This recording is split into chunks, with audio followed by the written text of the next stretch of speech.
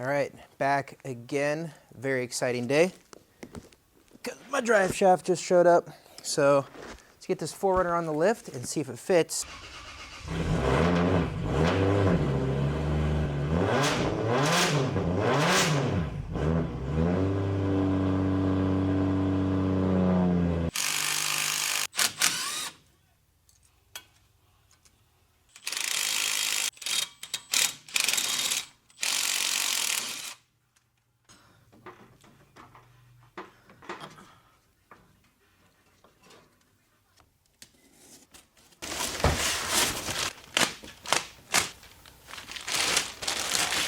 Well, the packaging looked like it went through World War III, but Driveshaft seems to be all right.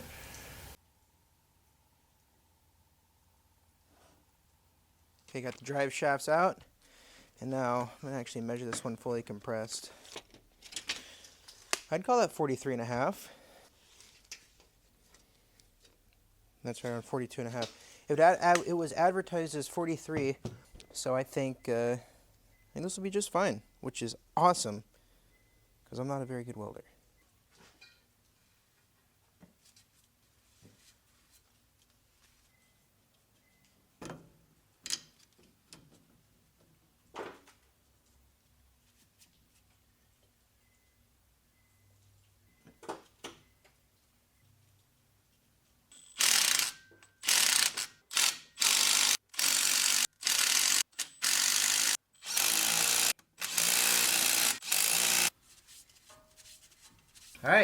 All right, 4Runner's done, drive line's in. I do want to redo the power steering reservoir, do a little bit. I got the stuff for that. It'll be a separate video, but this thing's ready to go back on the dyno, homies, and I'm excited. And I'm definitely putting a camera down below in case something decides to fail again, because that would be some very sad, but I think it'd be good content. Anyway, see you then.